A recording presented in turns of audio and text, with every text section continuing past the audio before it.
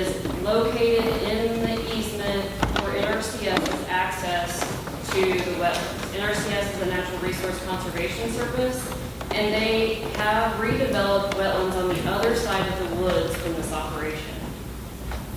I had sent an email about 60 days ago to Tony Bailey, one of my contacts with NRCS, requesting who to get a hold of and how to proceed with finding out whether Kyle could improve and use that same easement, or if he would need to use a different one. I didn't get a response. I tried again 30 days later, and that was about 15 days ago. I haven't heard back, and I will continue if I don't get any response from him, certainly long before the IDEM application goes in and or any construction starts. We will have a verification from NRCS that says yes or no.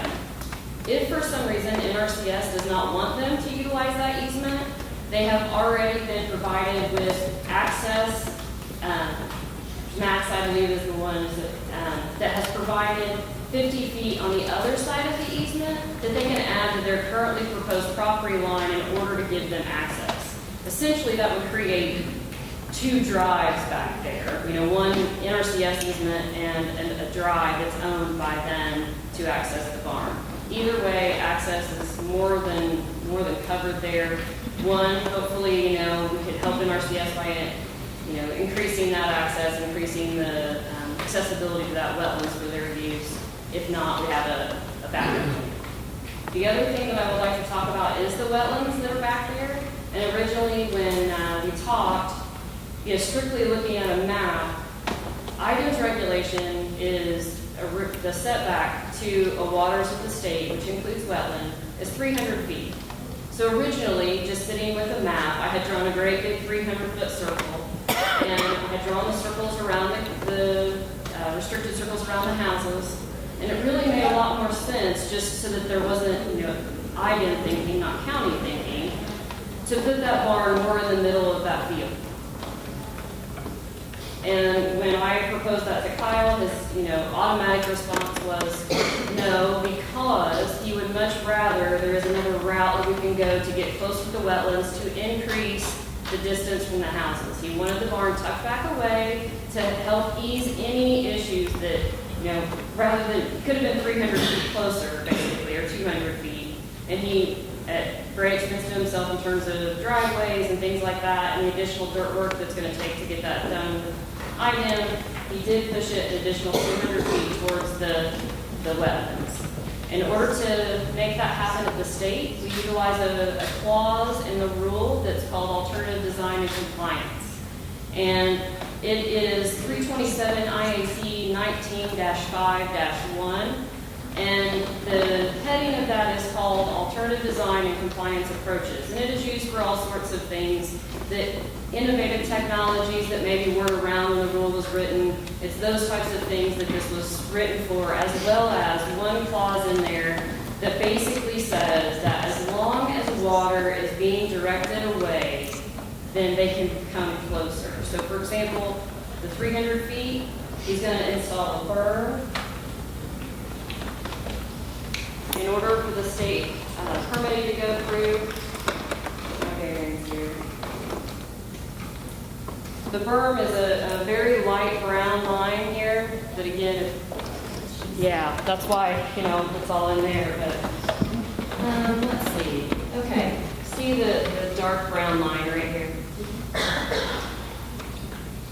That is a decent representation. There will be more on-site survey work and some scouring done to make sure exactly how far that needs to go around. But essentially, in order to make sure that it complies with that alternative design compliance with IDEM, he's going to have to move quite a bit of dirt to make sure that this is a berm here to redirect any surface water, just water off the roof, to make sure that it doesn't flow this way, that it flows down and around this corner. So essentially, in order to gain extra distance to the house, we are doing the berm. We can get that approved through IDEM using their alternative design compliance, and have the NRCS easement option as well as an option if you're owning 50 feet. Thank you for your time. I'd now like to address some concerns that I've heard in the community here about my proposal. In our efforts to demonstrate our commitment to this community and agriculture done right, Leah and I have applied for and enrolled in the Certified Livestock Producer Program conducted by the Indiana State Department of Agriculture. The program consists of several components such as animal well-being, emergency plans, and biosecurity. Applicants must be in good standing with IBM and the Board of Health. They will be required to attend training sessions and instruction during the process.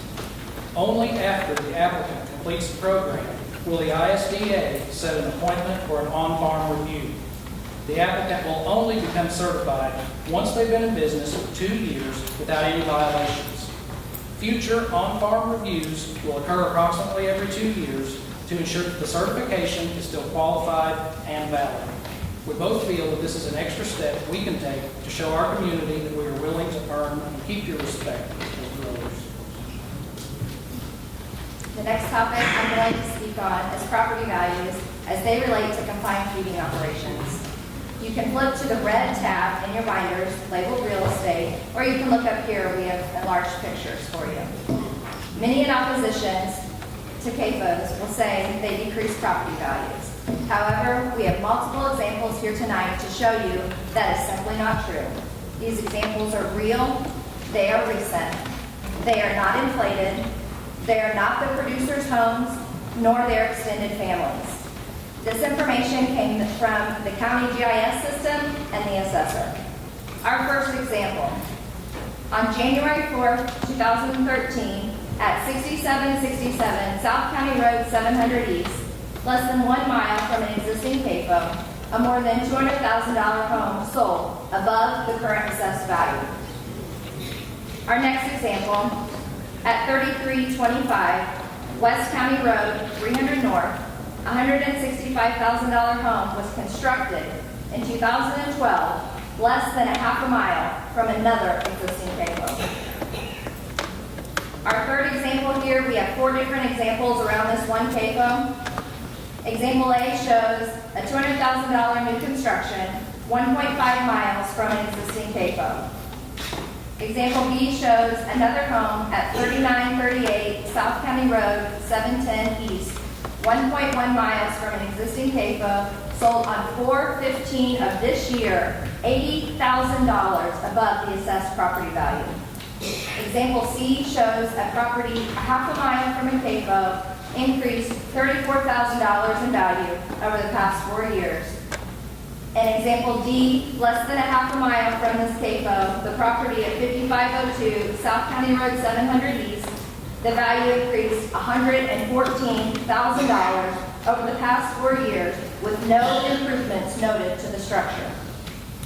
The fourth example we have shows less than a mile, 3,987 feet to be exact, from a CAFO, a new home at 9440 South, 850 West, was constructed in 2012 in the amount of $181,840.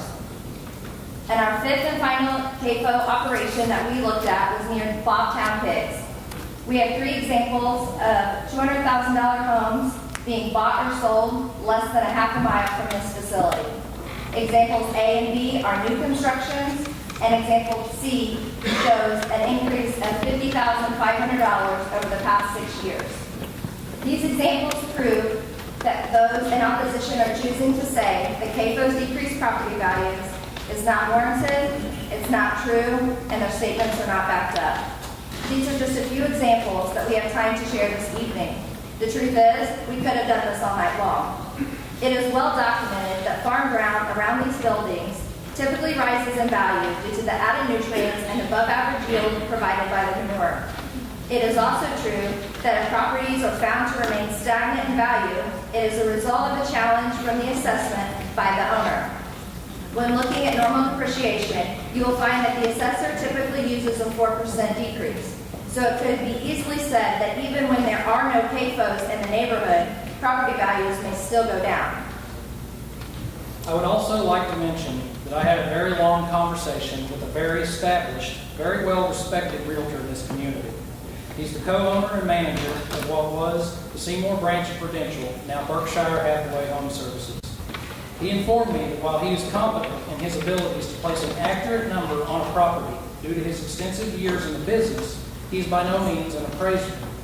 Realtors provide a very essential service, but they are not exact, and it is his judgment that there is simply no justifiable evidence to prove one way or the other on the effects that CAFOs have on property values. From one realtor to another, the opinionated value can fluctuate as much as 30%. Hopefully that number goes down as the realtor gains in experience. The best method is valuation by a licensed appraiser, not with the opinion of a realtor. That's his suggestion, not mine. Nevertheless, I believe that we will hear from realtors tonight that may try to convince you that they know without a doubt what it is that he would not dare claim in the culmination of all his years of experience in the business. Next, I would like to speak on public health concerns with CAFOs. The following is taken from an expert-reviewed, published article from Purdue University. When it comes to CAFO emissions and respiratory ailments, it is problematic to infer that CAFO neighbors have the same emissions as found inside the confined structures, as emission concentrations are very dilute by the time they reach nearby homes. Today, CAFO emissions have not been associated with increases in objectively measurable respiratory illnesses. Purdue Extension CAFOs and Public Health ID 358, Emissions and Respiratory Health of Neighbors, published November 2007. The studies the opposition cling to are correlational studies, which are just what they say. They attempt to correlate findings that their health will be affected because of erroneous circumstances. But these are not appropriate data interpretation research findings. They show no causation. This is simply comparing apples to oranges. In closing, most people consider the setback from a resident to be the most important. Our building proposal exceeds the current setback requirement of 300 feet by more than double. The distance of 100 feet to other property owners is met or exceeded, and we have provided several examples proving that property values are not affected by CAFOs. Our lot size of 10 acres exceeds the 3-acre requirement. This property does not adjoin any residential property so as to require a screen planting, although if you look at the site plan photo, you will see that almost every home is already surrounded by trees. The loading dock will be hundreds of feet away from any residence, and we have provided proof that there are no foreseen public health or safety hazards. I want the board to know that I have an overabundance of expert advice from multiple self-proclaimed, this is how you do it, individuals. Every other recommendation seemed to contradict the one before. Say this, don't say that. They will like this, they won't like that. Don't do this, do that. The truth is, none of us are mind readers, especially me. Just ask my wife. I don't know what the perfect statement is. I don't know what will win each of your votes. But I do know that I cannot please everyone. There's no doubt in my mind that I've stood here tonight and told each of you something you did not like. There is also no doubt in my mind that as the night progresses, you will ask me questions and you will hear public comments to which you will agree and some you will disagree. However, at the end of the night, I will not have stretched the truth, I will not have lied, and I may not have told you exactly what you wanted to hear. If at that conclusion you still feel as though you must vote against me, then by all means do so. For I would rather lose your votes based on my steadfast beliefs and my honesty than gain them by jeopardizing my integrity. We thank you for your consideration.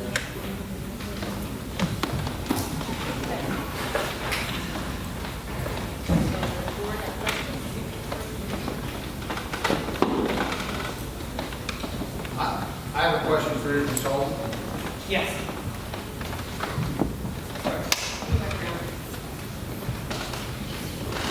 You were talking about your design modification with IDEM. Have you been in discussion with IDEM? Do they know what you're planning on doing? Because you Yes. haven't gone for your permit yet, correct? Correct. I have not talked to them about this specific permit because we're not there yet, but it is something that's done probably, I would guess, about 20 to 30% of the permits go through and use that. Okay. And in the last year, I've used the berm exception twice in 2 different instances. Very similar. Sometimes sometimes it's a natural gradation, and sometimes you have to build it. But yeah, it's a very often used. You're not throwing something new at them that they've never seen? No, okay, not at all. No, it's used a lot. That's why they wrote it into the rule, because it was used before, they just actually put it in more formally in the rule.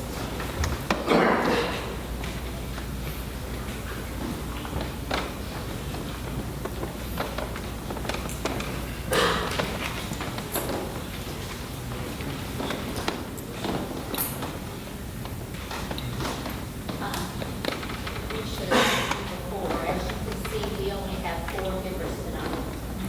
Mr. Speaker is having surgery in the morning at the VA.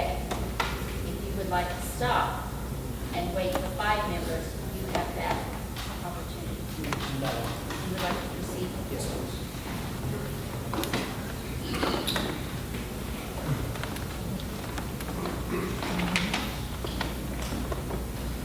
I read a pamphlet that you handed out about odor-friendly feed. Can you explain that just a little bit? To be honest, I don't know a lot about it. However, the integrator has a representative here tonight that will be talking about that in public comments part of it. Although in the back of those books, there is a flow chart, and it assigns a percentage of effectiveness to different odor mitigation techniques. And it also has dollar signs there to try and give you an idea of if it's an expensive odor mitigation technique. So you'll see 2 different symbols there. This feed additive is effective up to 25% in reduction of odor, according to that chart that came from the Department of Agriculture. Your parents are buying this property on contract, am I right? Yes. Okay. Who owns this? You go to the auditor, who owns this property? It is under contract with them and Roger Pollard, the estate. In the initial material submission that we made to the Plan Commission office, we included a purchase agreement between Max and Brenda Klosterman and the Pollard family estate.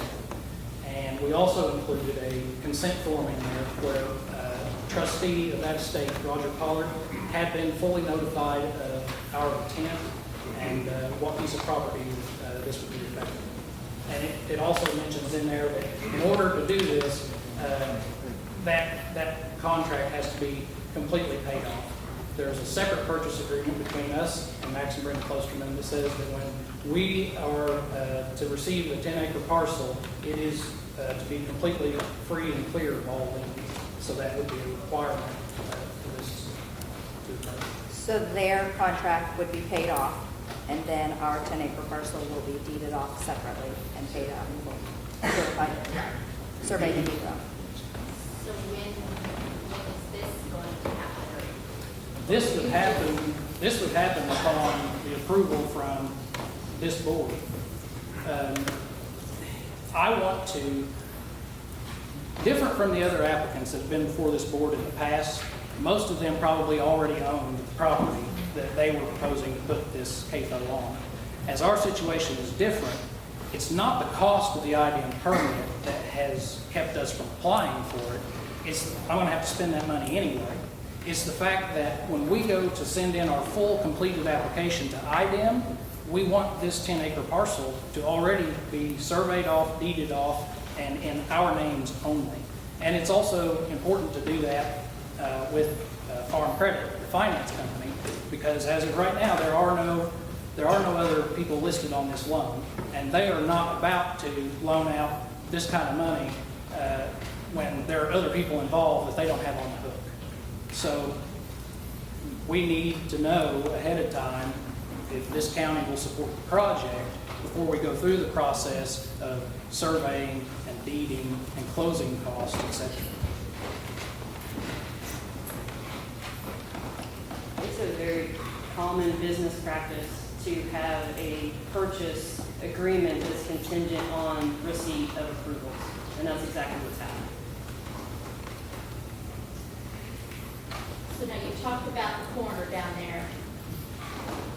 So your dad is going to deed some land to the county to make that corner wider, so when you swing in there, you've got plenty of room. Yes. And the county's already okayed that? Yes. We have notified Warren Martin, the highway superintendent, and I have had a personal conversation with 2 commissioners, and 1 commissioner has been notified of Warren Martin. At the request of those commissioners, they said get Max Klosterman to type a letter stating as such exactly what piece, where it was located, and that he would be willing to donate whatever footage Warren Martin deems is necessary to do this. We do have a copy of that letter here with us tonight. It has already been given to Warren Martin, and the commissioners are aware of it. However, the commissioner's stance on it is, it seems kind of pointless in their eyes to discuss it or formalize it when they don't know if this project will be green-lighted by this board in the first place. But they are all very well aware. The county will do the work on that. Warren Martin said that the county would be happy to do the work. It could be, they talked like it would be possible to get a private contractor to do it if we so desired, a Dave O'Mara or somebody, if that was something that we'd be interested in doing, but we are not. And it would be free of charge from, the footage that would be required would be free of charge from Max Klosterman, so as to not cost the taxpayers anything in the form of buying, that additional footage of right-of-way. You're going to come in off of 31 and then turn down. Well, the only trucks that really need to do this is the livestock trailers. Those trailers are longer than your feed trailers and your manure tankers. And of course, the pigs that come into the facility would be coming off of interstate most likely anyway, and when pigs are sold, they need to go to interstate because the packing company is in Louisville. So it's those trailers that are too long to make that call. So they come in weighing what, 50 pounds? They're a few weeks old. I doubt that they weigh that much. So maybe what, 2 trucks, 2 semis come in? It takes 3 trucks. 3 semis. 3 trucks come to in, fill the and entire- they'll say they're what, 4 to 6 months? You'll make 2 turns of the building a year, yes. So, And then double the semis on the way out because they're a little bigger? well, they are bigger, yes. So have you, and I know have you talked with the other confined feeding farmers to see how many semis take your liquid manure out? I Well- know you do that once a year. That's right. That's right. I mean, you're looking at, do you have a comment? Yeah, I can answer that pretty easily. I can't do the math in my head, but farms usually hold about 1.8 million gallons. A tanker can only hold about 6,000 gallons. So if they had to take them out by tanker, they could not drag line, which is a pretty common method of application where they wouldn't ever get on the road. It would be simply removed from the building and hauled there around on that property. In that case, there would be 0 trucks. If they were put on a truck and hauled to a field that they couldn't reach, Well, the pits may hold that much, but you wouldn't produce that in a year. I mean, I'm just, as an absolute, with the new waterers that are in these barns, they have dramatically cut down on the amount of manure. 1 million gallons used to be common, but the co-op now has growers with the new waterers that are somewhere in the 700,000 gallon range. So, you're talking half of what it used to be, several years ago. So 700,000 gallon and yeah, so, yeah. yeah, so 700,000 in a year, 6,000 gallons a truck. Yeah. But you're talking, you would have 3 or 4 trucks hauling this manure, and weather permitting, this is something that can be done in a week. It's a short duration, once or twice a year. If it were twice a year, then obviously it would be even less, but it's weather permitting, where it has to be drawn out. Trucking manure is not exclusive to me. Every grower in this county trucks manure somewhere. I have asked all of them, and there's not a single one that has enough acres right there around the building, with maybe the exception of Hallows, that doesn't need to truck manure somewhere. It's something very common, and they all do it.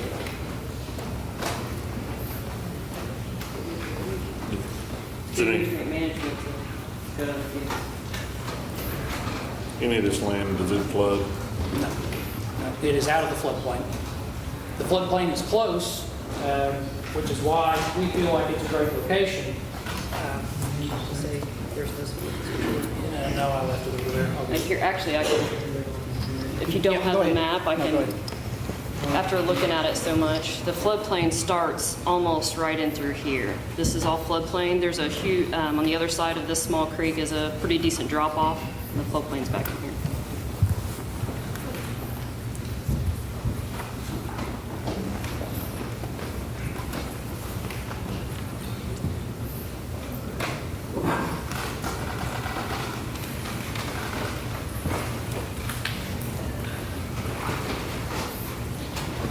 This will give some perspective as to why we feel like this is a great location.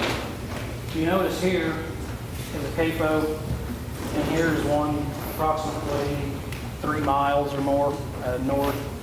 As the crow flies, you're looking at another 1.5 miles to get to where our proposed site would be. Everything in between these two pieces of yarn is floodplain and bottoms ground. There are no houses in here. There can never be any houses built in here, which again is probably why other people before me thought that along that tract was a good place for a CAFO.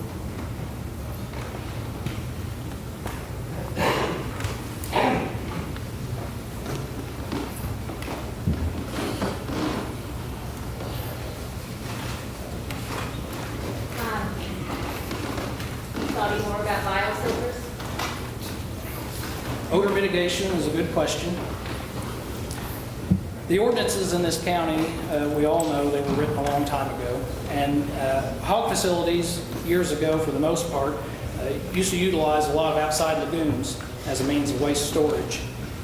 That's kind of untypical today, and it's not the case with these buildings. This manure would be contained inside, within a concrete pit, under roof, and that alone makes a big difference. When it is applied, it will also be different than the old ways of doing things. 20 years ago, it wasn't uncommon to apply liquid manure by simply spraying it on the topsoil, and I believe that's still legal to do, but you know, this manure will be injected inches below the topsoil. You know, looking at the site plan, if you can hold it up again, there are no houses to the west and to the north of the site due to that floodplain. And the houses that are the closest are already surrounded by trees to the point that when you're at the site, when the leaves are on the trees and the growth is up, you can't see those houses. The few houses that you can see from the site exceed the setbacks by 3 to 4 times what is mandated. And again, you know, Jackson Jennings will be speaking on an additive that they put in the feed that they've just started doing within the last couple of years that will dramatically reduce the odor. And it's very expensive to them, but it impacts all of the pigs, which means it impacts all of the manure in every single building under their contract, instead of picking and choosing one building in one neighborhood.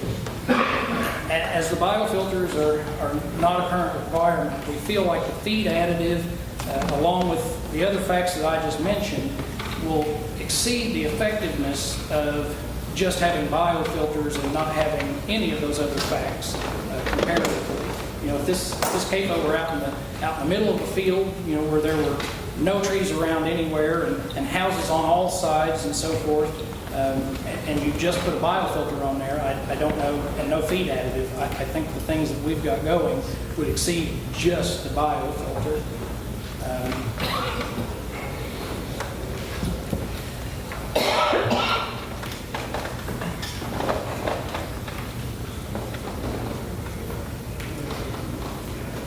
Do you have other questions about biofilters? I just think he's being a good neighbor. I mean, you're spending $900,000 to $1 million, and I know it's $32,000 for these. That's a drop in a bucket to $1 million, and it's being a good neighbor. Okay. They don't take 100% of the smell out, they don't take 50%, but they help. I'm not saying that they don't work. What I'm saying is that we have to realize that there are numerous fans on the buildings, and pit fans only account for about 20% of the air coming out of the building. So even if they reduce the odor that they're treating at a very high success rate, they're not doing anything for the other 80% of the air. It is very costly for the integrator to use this feed additive, and it is something that they have done on their own accord, not mandated and not required. And I don't think that they've received any kind of notification of credit in the public eye for doing that. But I know it costs them over $100 grand a year to do this. And I know that anyone that would live close to one of these buildings might say, put biofilters on this one building. But I don't think that anybody is considering the ripple effect that will have on every other grower, on every other building, and every other neighbor in this county. The argument would be, they put biofilters on theirs. Now you need to retrofit your building to do the same thing, and if you don't, then you're not being a good neighbor any longer. So the decisions that I make on how to construct my building, they don't just affect me, they potentially affect everyone before me, and they most absolutely affect everyone after me. I would continue to hold out hope that maybe someday this county could offer possible tax abatements for such technologies. And if that happens, then I'm very certain that many of us growers would be enticed to oblige with this community request. Leah has also begun researching available grants through the Indiana Department of Agriculture for this initiative, but the preliminary searches thus far haven't yielded a viable option for that. Does the board have any other questions for Mr. Lucian? What about planting some more trees around the building? Well, screen plantings, as they are mandated now by Jackson County, are required on farms where the property of the building is going to butt up against a residence. And the Plan Commission itself stated at the last meeting that it's very difficult to design and select trees that will do the job that they're looking for those trees to do in an effective and timely manner. You know, when do they have to be taking care of this problem? Is it, you know, upon construction? Is it 3 years, 5 years? And as they grow, you got to cut them out and thin them out and so forth. Again, I just want to reiterate that the building on the west side and the north side, there's nothing but woods and bottoms ground. And again, there are only 2 houses that can even be seen from the site when the leaves are on the trees. So this is all houses and trees. There's already a screen planting. So I guess what I'm saying is, you know, will 3 rows of trees, when these are so deep in these woods, already surrounded by trees and undergrowth, will 3 rows of trees make any difference when there's already so many? This house here is owned by my in-laws, and it's approximately 800 to 900 feet away, and you can see it from the building site, and then you can see this one, and this house is 12 to 1,400 feet away. It's far, far beyond the setback requirements.